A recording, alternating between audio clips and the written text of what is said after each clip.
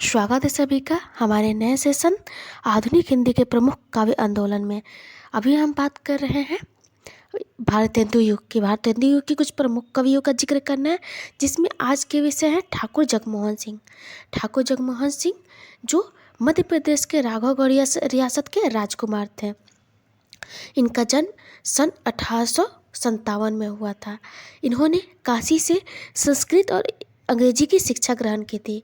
वहीं वे भारतेंदु जी से मिले थे। ऐसा माना जाता है कि विंध्य पर्वत से उनका विशेष लगाव था।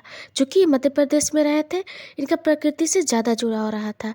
तो उस काल के कवियों में प्राकृतिक वर्णन करने वाले वो एकमात्र कवि रहे हैं। प्राचीन संस्कृति साहित्य के रुचि संस्कार के साथ भारत भूमि की प्यारी रूपरेखा को मन में बसाने वाले वो हिंदी के पहले लेखक थे। अपने हृदय पर अंकित भारतीय ग्राम्य जीवन के माधुर्य का जो संस्कार ठाकुर साहब ने अपने कवियों में दिया है, उसकी सरसता निराली है। हम ये मान सकते हैं कि भारतेंदु युग में प्रकृति चित्रण हमें ज़्यादा नहीं देखने को मिलता, वो केवल और इन्हीं में मिलता है।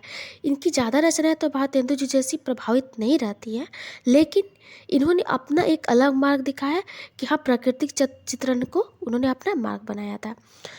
चूँकि ये काव्य क्षेत्र से ज़्यादा अथी नहीं रख सकते, क्योंकि एक राजकुमार थे, तो इसलिए इनका बाकियों से अलग अस्तित्व रहा था। तो ये चीज़ आप ध्यान रखिएगा कि अगर ये भारतेंदु युग से एक प्रश्न बन सकता है, कौन थे जो कोई एक राजकुमार थे, तो याद रखिएगा कि राघवगढ़ रियासत के राजकुमार थे। इनकी प्रमुख रचनाएं जो थी वो थी प्रेम संपत्ति लता, श्याम लता, श्याम सरोजनी, देवयानी।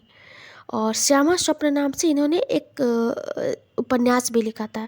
पर इनका जो इन्होंने ऋतुसंहार और मेघदूत जो कि कालिदास की रचना थी, इसका ब्रज भाषा में अनुवाद भी किया था। इनकी जो कुछ प्रमुख पंक्तियां हैं उसका हम जिक्र करेंगे। तो इनकी कुछ प्रमुख पंक्तियों में अभियो और आवत है सजनी, मिली जाओ गले लागी है छतिया। यहाँ गले गले को कहा गया है।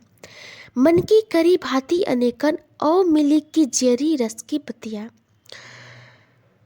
कुल कहानी तजी गुरु लोगन में बसी के सब्बन कुबन सहा।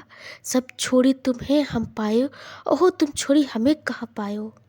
पायो कहाँ।